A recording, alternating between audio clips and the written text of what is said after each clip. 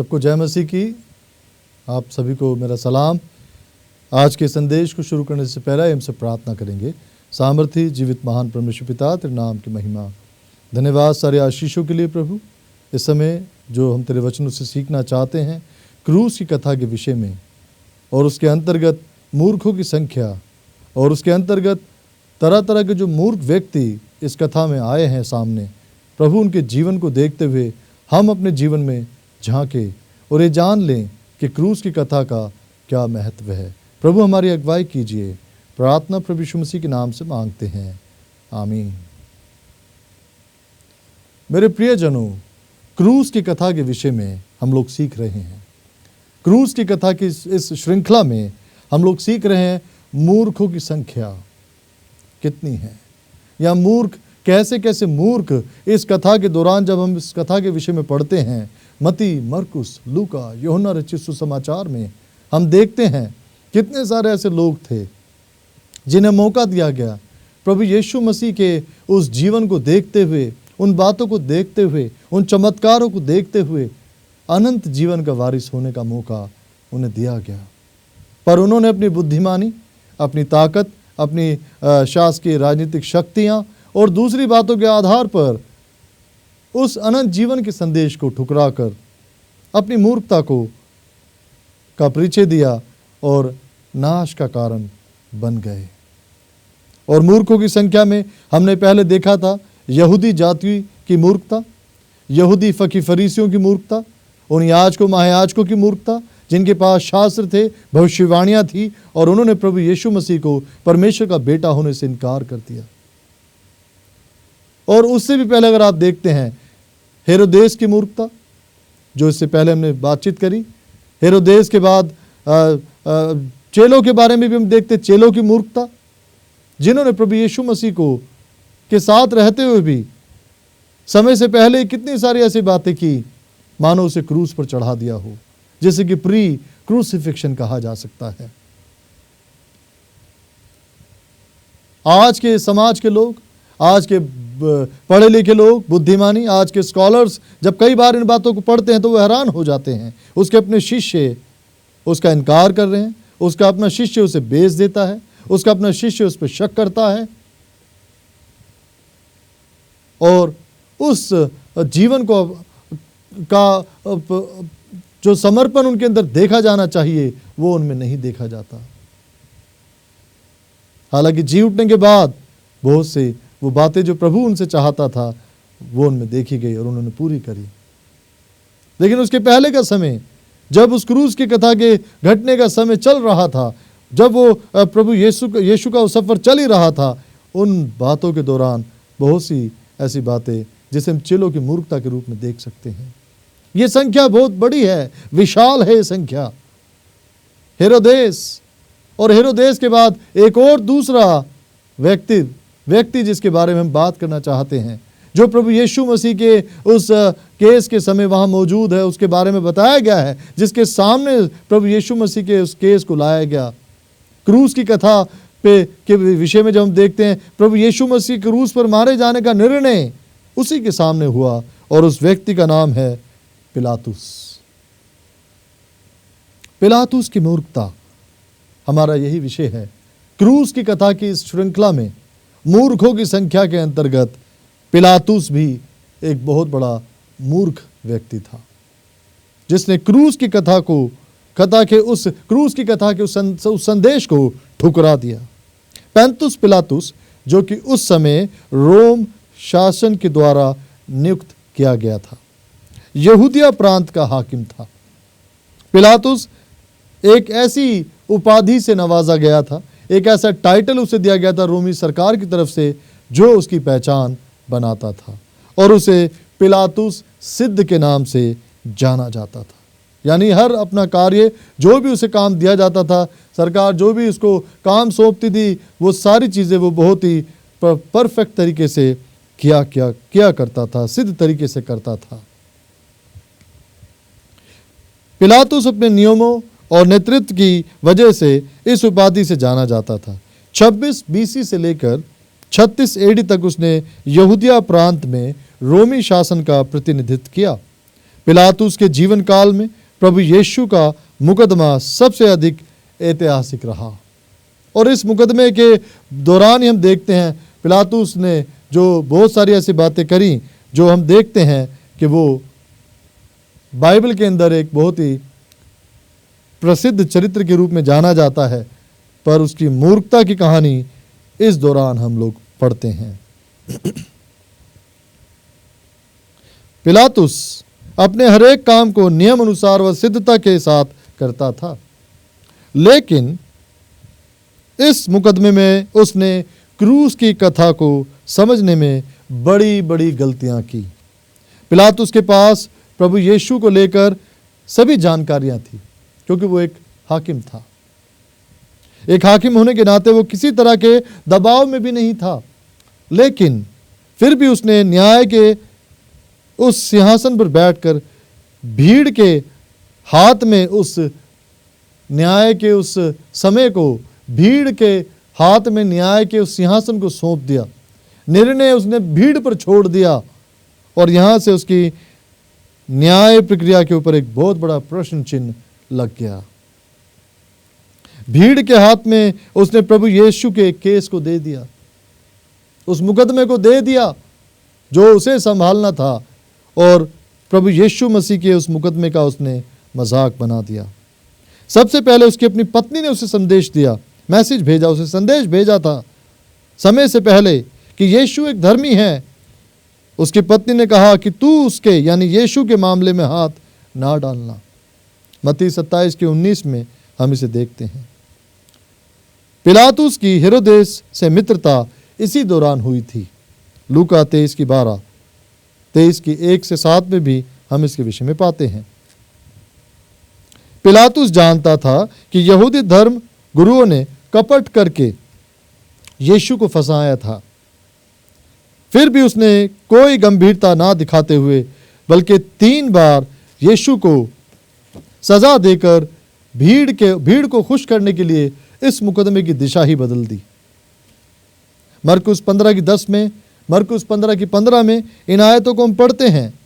बजाय मुकदमे को खुद सुलझाने के, भीड़ के हाथ में इस मुकदमे को सौंप दिया और खुद ने अपने हाथ धो लिए कि मैं इस धर्मी के लहू से निर्दोष हूं, और खुद अपने हाथ धो लिए कि मैं इस धर्मी के लहू से निर्दोष हूं, अर्थात अपनी जिम्मेवारी से पीछा छुड़ा लिया और न्याय व्यवस्था का मजाक बना दिया।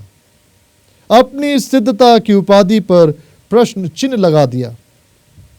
जब उसने हाथ धोकर अपनी प्रतिक्रिया दे दी थी तो वो चाहता तो उसी समय यीशु की रिहाई कर सकता था। पिलातुस ने बजाय एक निर्दोष के एक अपराधी को छोड़ दिया, और वो अपराधी कौन था? बरअब्बा। ना केवल यह किया बल्कि यीशु के क्रूस पर भी पट्टियां भी पिलातुस ने लगाई थी। आप देख सकते हैं यहाँ जो मेरे हाथ में सलीब है, ये एक ऑब्जेक्टिव है, इसके ऊपर जो पट्टियां लगाने का काम किया था वो आइडिया भी पिलातुस का ही था। और उस पट्टिया पे क्या लिखा था कि यीशु ने कहा कि वह यहूदियों का राजा है, जबकि ऐसा नहीं था। यह गलत संदेश था। ऐसा माना जाता है कि पिलातुस के द्वारा किए गए फैसलों ने पिलातुस के जीवन को पूरी तरह से प्रभावित किया। वह अपने किए गए गलत निर्णयों की वजह से चैन से नहीं रह पाया। यीशु के क्रूस पर चढ़ाए जाने के बाद उसका राज्यपाल का पद चला गया और वह पागलों जैसा जीवन जीने लगा। शुरू से आखिर तक पिलातुस उस भीड़ का साथ देकर भी उस मुकदमे से बाहर हो गया था।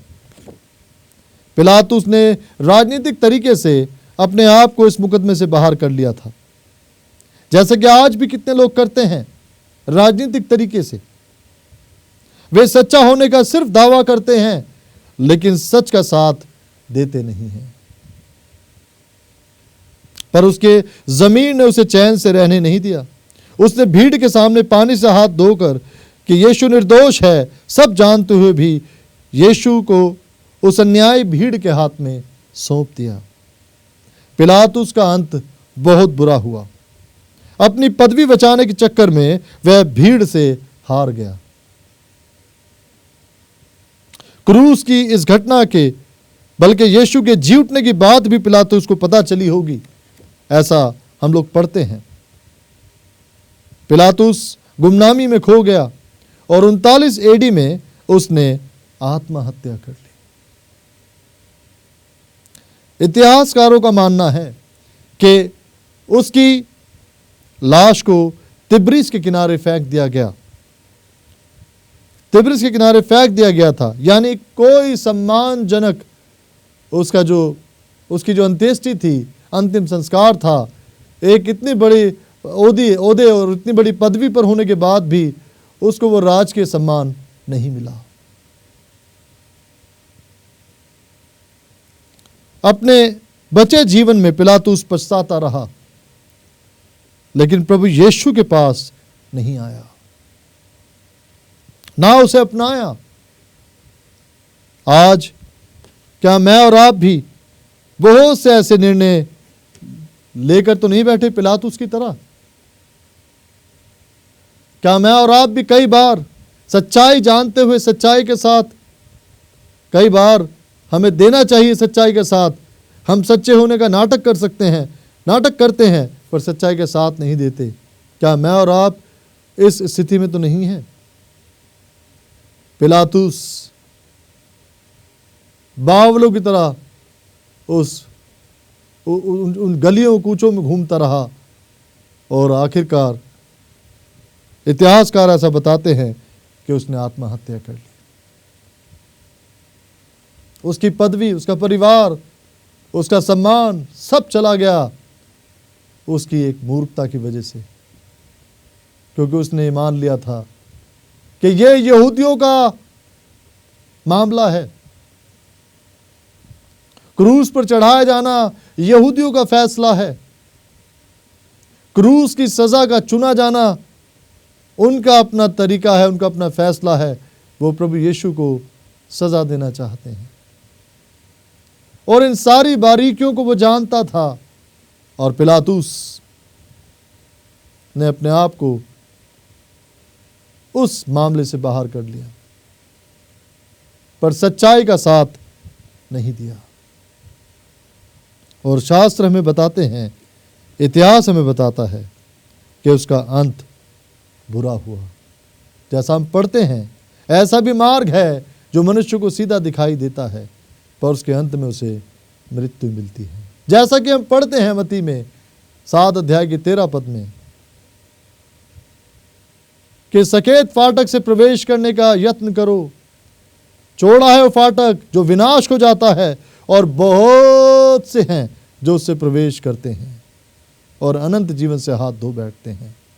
जैसा हमने हेरोदेस के बारे में पढ़ा, फिर पिलातुस, और आगे यहूदी, उसके आगे उसके चेले, और मूर्खों की संख्या बढ़ती जा रही है। अब मैं और आप इस बात पर गौर करें कि हम कहाँ हैं। क्या हम यीशु के साथ हैं या पिलातुस के साथ हैं, या उस भीड़ के साथ हैं जिन्होंने क्रूस की कथा को मूर्खता का नाम दे दिया है? हम अपने आप को परखें, अपने मनों को तैयार करें और प्रभु से प्रार्थना करें।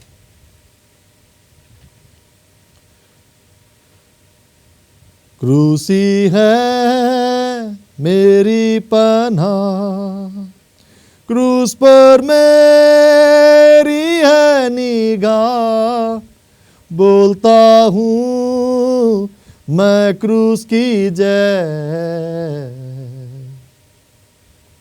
यीशु बचाता है, मैं आवारा बेतस्कीन कामिल राहत पाता हूँ, सुनता हूँ ये कौल शीरीन, यीशु बचाता है, क्रूसी है मेरी पनाह, क्रूस पर मेरी है निगाह, बोलता हूँ मैं क्रूस की जय।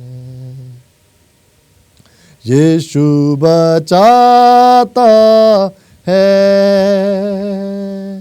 तुझे सब कुछ देता हूँ, तुझे अपना कहूँगा, सुनता अब ये कौल शीरीन,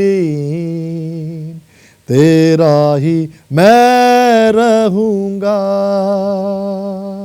क्रूसी है मेरी पनाह, क्रूस पर मेरी है निगाह, बोलता हूँ मैं क्रूस की जय। यीशु बचाता है। प्रार्थना में जाएंगे, अपने मनों को, अपने आप को उसको सौंप दें। पिलातुस के जैसा ना करें, हेरोदेस के जैसा ना करें, उन यहूदियों और फकीर फरीसियों की तरह ना करें, उन चेलों की तरह जो उस समय तक बदले नहीं थे ना करें। अपने आप को उंडेल दें उस क्रूस के तले, उस प्रभु के तले पर चरणों में जो मेरे और आपके लिए मारा गया। प्रभु यीशु मसीह मुझे और आपको बुला रहा है। मेरे प्रियजनों, पिलातुस की इस मूर्खता के विषय में पढ़ने के बाद क्या मैं और आप इस निर्णय पर पहुंचते हैं कि क्रूस की कथा ही अनंत जीवन का मार्ग है? क्रूस की कथा ही मेरे और आपके लिए लिखी गई कथा है। क्रूस की कथा ही वो रोशनी है जो अंधकार से हमें दूर ले जा सकती है, जो अंधकार से हमें बचा सकती है। मेरे प्रियजनों, हम सब प्रार्थना करेंगे और प्रभु यीशु मसीह के पास आएंगे, क्रूस के तले आएंगे अपने गुनाहों की माफ़ी के लिए। सामर्थ्य जीवित महान परमेश्वर पिता, तेरे नाम की महिमा, धन्यवाद। तेरे नाम को महिमा देते हुए तेरे पास आते हैं, तेरे क्रूस के तले पिता अपने आप को उंडेल देते हैं। प्रभु महान, पिलातुस की बातों को जानने के बाद, हेरोदेस की बातों को समझने के बाद, चेलों के उन हालातों को देखने के बाद, और प्रभु उस जाति जो तेरी चुनी हुई जाति थी, उनकी कितनी बड़ी बड़ी गलतियों को देखने के बाद, प्रभु जी हम ये बात समझ रहे हैं, हम इस बात को जान गए हैं कि क्रूस की कथा ही अनंत जीवन की ओर ले जाती है। तेरा किया हुआ उपाय, वो बलिदान की वेदी के पास हम अपने पापों गुनाहों को मान लेते हैं। प्रभु हमें क्षमा कीजिए। हम इस उद्धार की योजना के हिस्से हैं, हम ये विश्वास करते हैं। ये उद्धार की योजना हमारे लिए बनाई गई है, ये हम विश्वास करते हैं पिता। धन्यवाद प्रभु तेरे बेटे प्रभु यीशु के अद्भुत प्रेम के लिए, बलिदान के लिए। आज के इन वचनों को हम तेरे हाथ में सौंपते हैं। हर एक सुनने वाला, देखने वाला पवित्र आत्मा की सामर्थ से छू लिया जाए और तेरी आशीष प्राप्त कर सके और क्रूस की कथा को अपने जीवन में उतार ले। प्रार्थना प्रभु यीशु मसीह के नाम से मांगते हैं, आमीन।